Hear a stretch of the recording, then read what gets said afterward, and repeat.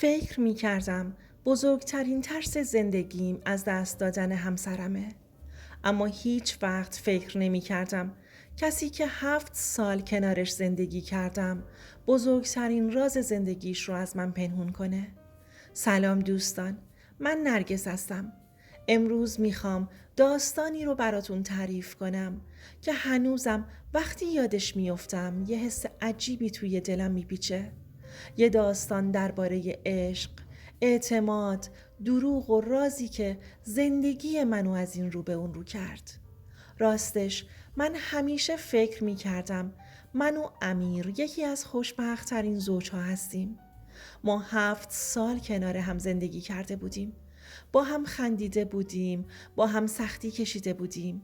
وقتی پول نداشتیم کنار هم بودیم. وقتی مریض می شدیم مراقب هم بودیم. من واقعا فکر می کردم امیر کسیه که تا آخر عمر میتونم بهش اعتماد کنم. اما نمیدونستم گاهی آدمی که بیشتر از همه بهش اعتماد داری میتونه بزرگترین سوالهای زندگیت رو به وجود بیاره. چند ماه قبل از اون اتفاق رفتار امیر تغییر کرده بود. اولش خیلی کم بود. مثلا قبلا وقتی سر کار بود هر چند ساعت یه بار بهم زنگ میزد. ولی کم کم تماسهاش کمتر شد. وقتی پیام می اومد گوشی رو بر می گردوند. شبها دیرتر می اومد خونه. منم اولش خودم رو قانع می کردم. می گفتم نرگس داری زیادی فکر می کنی. شاید فقط خسته است. چون آدم وقتی کسی رو که دوست داره دیگه دوست نداره باور کنه ممکنه چیزی پشت پرده باشه. اما یه حس کوچیک ته قلبم می گفت یه چیزی این وسط درست نیست. تا اینکه یه روز امیر اومد خونه و گفت نرگس چند روز برو مسافرت. هم حال و هوات عوض میشه، هم من یه مقدار کار دارم که باید جمعش کنم. حرفش عجیب نبود، ولی نمیدونم چرا اون لحظه یه حس بدی گرفتم. گفتم چه کاری؟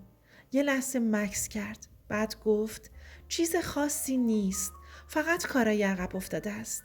همون مکث کوتاهش باعث شد یه چیزی تو دلم تکون بخوره. ولی چیزی نگفتم چون هنوز نمیخواستم شک کنم. رفتم سفر. قرار بود 5 روز بمونم. اما روز دوم دلم شور افتاد. مجبور شدم زودتر برگردم. به امیر هم چیزی نگفتم. با خودم گفتم برم خونه، خوشحال میشه. یه سورپرایز کوچیکه. اما نمیدونستم اون شب قراره بزرگترین سورپرایز زندگی خودم رو ببینم. وقتی به محلمون رسیدم ساعت نزدیک 2 شب بود. هوا سرد بود. چمدونم رو کشیدم و آروم سمت خونه رفتم. اما همون لحظه چیزی دیدم که قدمهام رو متوقف کرد. یه ماشین سفید جلوی خونمون پارک شده بود. ماشینی که اصلاً نمیشناختمش. اولش به خودم گفتم شاید یکی از دوستای امیره. ولی چرا قلبم انقدر تون میزد؟ چرا یه حس بد ول کنم نبود؟ آروم رفتم جلو. چراغ پذیرایی روشن بود و بعد صدای خنده یه زن رو شنیدم. همون لحظه خشکم زد. چند ثانیه فقط همونجا ایستادم. با خودم گفتم نه، امکان نداره، امیر همچین کاری نمیکنه. اما وقتی دستم رفت سمت دستگیره در نمیدونستم چیزی که پشت اون در منتظرمه فقط یه جواب نیست، بلکه قراره تمام چیزی که درباره زندگی مشترکم فکر میکردم رو خراب کنه. دستم هنوز روی دستگیره در بود. چند ثانیه فقط همونجا موندم. نمیدونم چرا باورش نمی کردم. شاید ته دلم می ترسیدم چیزی ببینم که دیگه نتونم فراموشش کنم. شاید هنوز یه جایی از قلبم میخواست باور کنه که دارم اشتباه میکنم. آروم در رو باز کردم. همین که وارد خونه شدم اولین چیزی که دیدم امیر بود. روی مبل نشسته بود. وقتی منو دید رنگ صورتش عوض شد. انگار اصلا انتظار نداشت من اونجا باشم. گفت نرگس تو اینجایی؟ چرا زود برگشتی؟ ولی من فقط نگاهش میکردم. حتی نمیتونستم حرف بزنم. چشمم رفت سمت اون زنی که کنار پنجره ایستاده بود. یه زن حدوداً 30 و چند ساله. وقتی منو دید اونم شوکه شد. چند ثانیه سکوت عجیبی توی خونه افتاد. از اون سکوت هایی که آدم 1000 تا فکر توی سرش میاد. با صدایی که خودمم لرزشش رو احساس کردم گفتم امیر این کیه؟ امیر سری بلند شد. گفت نرگس بذار برات توضیح بدم. ولی من دیگه اون نرگسی نبودم که چند ماه قبل همه چیز رو باور میکرد. گفتم توضیح برای چی؟ باید وقتی من نیستم یه زن غریبه توی خونه من باشه؟ اون زن چیزی نمیگفت، فقط نگاه میکرد. یه نگاه عجیب، نه نگاه کسی که احساس گناه کرده باشه، نه نگاه کسی که ترسیده باشه. یه جور نگاه پر از ناراحتی و همین بیشتر منو عصبی میکرد. گفتم پس چرا ساکتی؟ یه چیزی بگو. زن آروم گفت نرگس من فکر نمی کردم امروز ببینمت. وقتی اسمم رو از زبونش شنیدم خشکم زد. گفتم تو منو میشناسی؟ چند ثانیه سکوت کرد. بعد به امیر نگاه کرد. همون نگاه کافی بود که بفهمم یه چیزی بین این دو نفر هست که من نمیدونم. گفتم امیر چرا اون اسم منو میدونه؟ امیر نشست روی مبل. دستش رو روی صورتش کشید. برای اولین بار توی 7 سال زندگی مشترکم دیدم امیر واقعا ترسیده. گفت نرگس یه چیزی هست که باید سالهای پیش بهت میگفتم. قلبم ریخت. همون جمله که هیچ همسری دوست نداره از همسرش بشنوه. یه چیزی هست که باید بهت میگفتم. یعنی چی؟ یعنی سالها یه چیزی رو از من پنهون کرده بوده. همون لحظه تمام اون شبهایی که دیر می اومد خونه، تمام اون تماسهای مخفی، تمام اون رفتارهای عجیب، همشون دوباره اومدن جلوی چشام. گفتم امیر فقط یه سوال دارم. تو به من خیانت کردی؟ صدام شکست.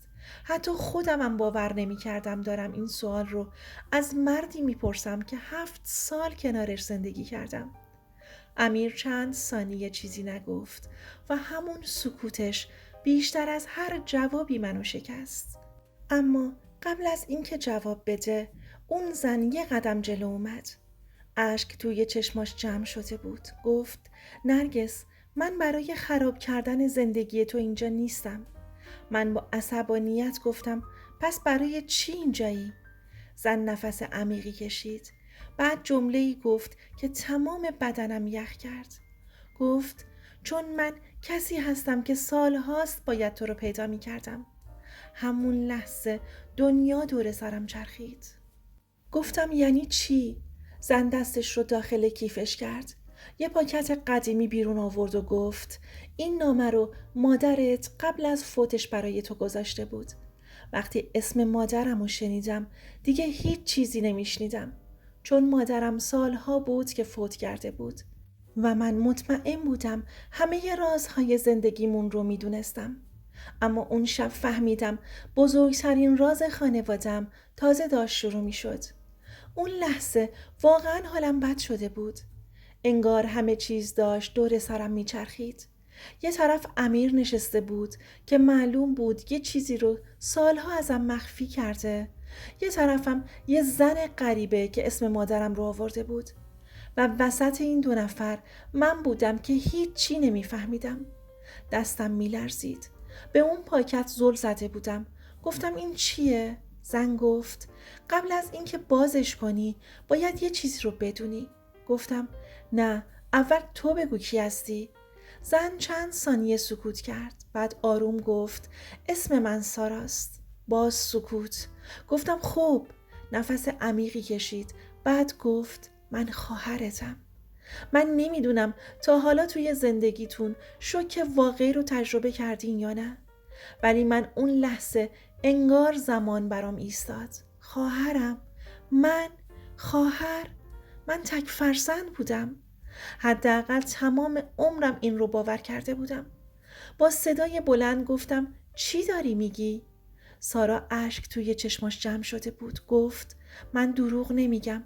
من واقعا خواهرت هستم. از طرف مادرت. گفتم نه، نه این امکان نداره.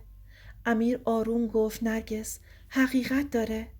همون لحظه برگشتم سمتش. گفتم تو از این موضوع خبر داشتی؟ امیر سرش رو پایین انداخت و همین جواب منو داد. فهمیدم میدونسته. خیلی وقت بوده که میدونسته.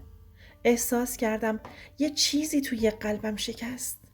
نه فقط به خاطر اون راز، به خاطر اینکه مردی که بهش اعتماد داشتم این همه مدت چیزی به این بزرگی رو ازم پنهون کرده بوده.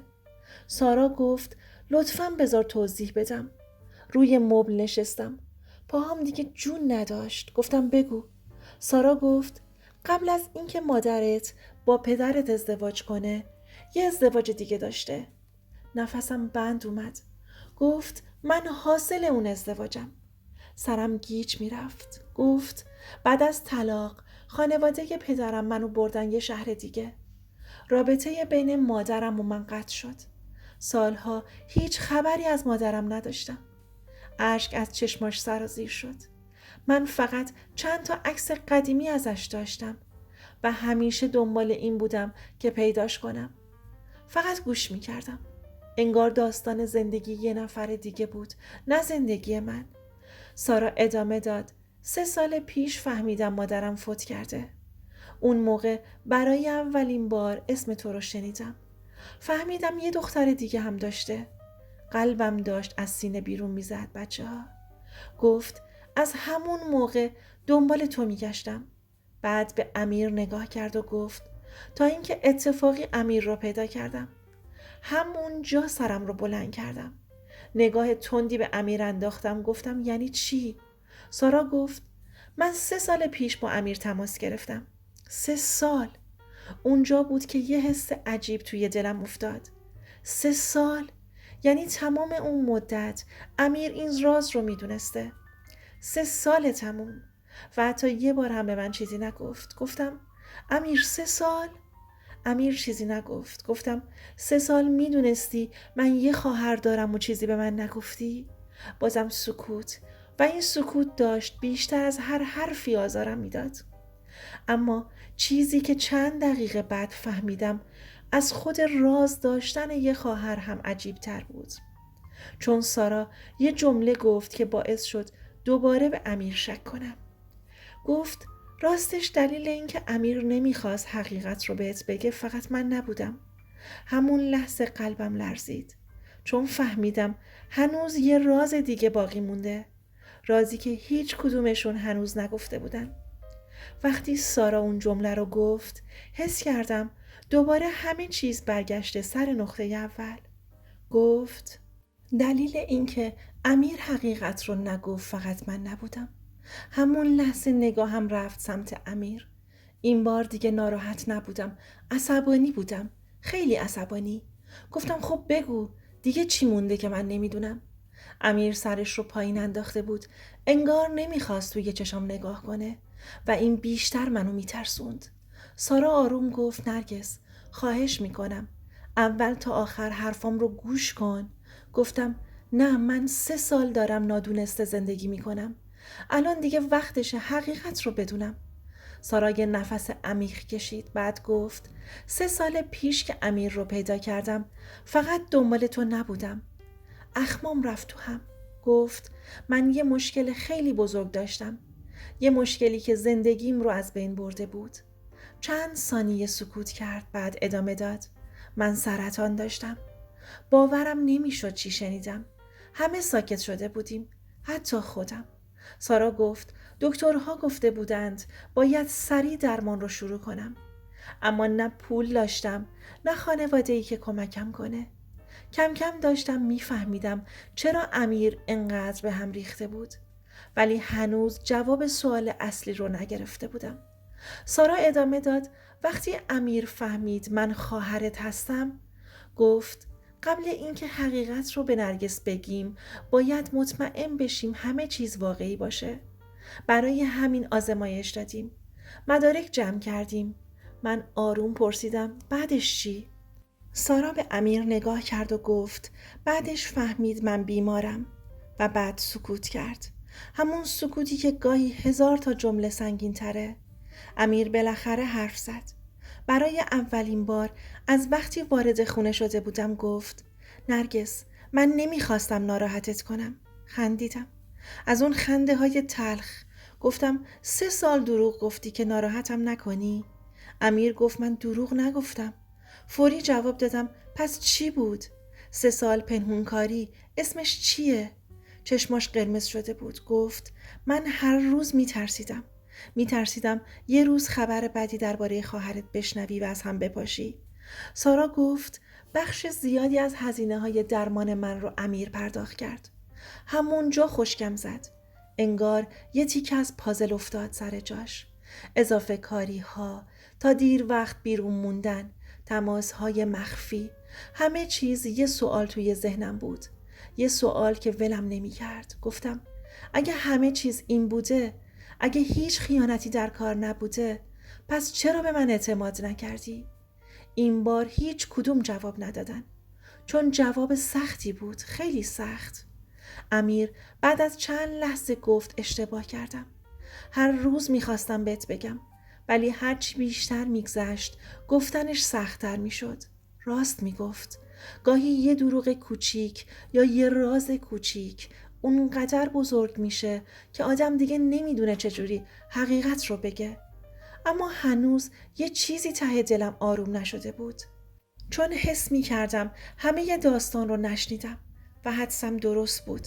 چون سارا به من نگاه کرد و گفت نرگس، یه چیز دیگه هم هست که باید بدونی. همون لحظه قلبم دوباره شروع کرد به تون زدن. گفتم دیگه چی؟ سارا اشکش رو پاک کرد، بعد گفت مادرت قبل از فوتش یه وصیت برای تو گذاشته بود و چیزی که داخل اون نامه نوشته شده بود قرار بود زندگی هر 3 نفر ما رو برای همیشه تغییر بده. وقتی سارا گفت مادرم یه نامه برای من گذاشته، واقعا نمیدونستم باید منتظر چی باشم. دستام یخ کرده بود. قلبم تند میزد. اون پاکت قدیمی هنوز روی زمین بود. همون پاکتی که از وقتی وارد خونه شده بودم زندگی منو زیر و رو کرده بود. سارا آروم پاکت رو جلو آورد. گفت این آخرین چیزیه که از مادرت برام مونده. من چند ثانیه فقط بهش نگاه کردم. بعد آروم بازش کردم. کاغذ زرد شده. انگار سالها جایی نگهداری شده بود. تا چشمم به خط مادرم افتاد بغزم ترکید. سالها بود دست خطش رو ندیده بودم. نفسم رو بیرون دادم و شروع کردم به خوندن. دختر عزیزم نرگس، اگه این نامه به دستت رسیده یعنی من دیگه کنارت نیستم. اول از همه میخوام ازت معذرت خواهی کنم، چون سالها حقیقتی رو ازت پنهون کردم. حقیقتی که هر روز به خاطرش عذاب کشیدم. تو یه خواهر داری، دختری به نام سارا، و اگه روزی پیداش کردی بدون که من هیچ وقت از دوست داشتنش دست نکشیدم. همینجا اشکام سرازیر شد. اما هنوز نامه تموم نشده بود. ادامه داد: من سالها آرزو داشتم شما 2 نفر کنار هم بزرگ بشید، اما شرایط زندگی اجازه نداد. اگه روزی سارا رو دیدی بهش بگو هر شب به یادش خوابیدم. بهش بگو هیچ مادری فرزندش رو فراموش نمی‌کنه. و از تو یه خواهش دارم، اگه تونستی دستش رو رها نکن، چون بعد از من فقط شما 2 نفر از یک خون هستید. دیگه نمیتونستم بخونم. اشک روی صورتم جاری بود. سارا هم گریه میکرد. برای اولین بار بهش نگاه کردم. نه به چشمه غریبه، بلکه به چشم کسی که تمام این سالها از وجودش بیخبر بودم. خواهرم، خواهر واقعی من. همون لحظه بلند شدم. آروم رفتم سمتش و بغلش کردم. هر دو گریه می کردیم. گریه‌ای که انگار سالها توی دلمون جمع شده بود. اما یه چیزی هنوز ته دلم مونده بود. یه زخمی که مربوط به سارا نبود. مربوط به امیر بود. برگشتم سمتش و گفتم تو کار خوبی کردی که به سارا کمک کردی. اما کار خوبی نکردی که منو کنار گذاشتی. امیر سرش رو پایین انداخت. گفتم من همسر تو بودم. حق داشتم حقیقت رو بدونم. اشک توی چشماش جمع شد. گفت میدونم و هر روز بابتش پشیمون بودم. برای چند لحظه هیچ کس حرفی نزد. بعد امیر یه جمله گفت که هیچ وقت فراموش نمی کنم. گفت من بهت خیانت نکردم نرگس، اما به اعتمادت خیانت کردم. همون جمله باعث شد سکوت کنم، چون حقیقت همین بود. خیانت همیشه یه رابطه پنهونی نیست. گاهی پنهون کردن حقیقت، گاهی نگفتن چیزی که باید گفته بشه، میتونه از هر دروغی دردناکتر باشه. اون شب تا صبح حرف زدیم. برای اولین بار بعد از سالها، بدون پنهانکاری، بدون راز، بدون ترس. و وقتی آفتاب طلوع کرد احساس کردم بخشی از زندگیم که سالها گم شده بود دوباره پیدا شده. خواهرم رو پیدا کرده بودم و همسرم بالاخره حقیقت رو گفته بود. شاید همه چیز کامل نشده بود، اما بالاخره واقعی تر شده بود. و حتی به هم گفتن که وصیت‌نامه مادرم دست دوست صمیمی مامانم بوده که اول به دست خواهرم رسیده. حالا میخوام از شما یه سوال بپرسم. اگه شما جای من بودید، امیر رو میبخشیدید؟ آیا پنهان کردن یه راز بزرگ از همسر نوعی خیانت محسوب میشه یا نه؟ حتما نظرتون رو توی کامنت ها بنویسید، چون واقعا دوست دارم دیدگاه شما رو بدونم. و یه چیز دیگه، گاهی تو زندگی آدما نمیان به ما دروغ بگن چون دوستمون ندارن. گاهی از ترس از دست دادنمونه اشتباه میکنن. پس قبل از قضاوت همه حقیقت رو بشنوید. اگر تا اینجا همراه من بودید، از صمیم قلب ازتون ممنونم. و اگر داستان‌های واقعی، رازهای خانوادگی و صداهایی که هنوز شنیده نشدن رو دوست دارید، حتما کانال رو سابسکرایب کنید، ویدیو رو لایک کنید و زنگوله رو بزنید تا داستان بعدی رو از دست ندید. تا داستان بعدی، خدا نگهدار.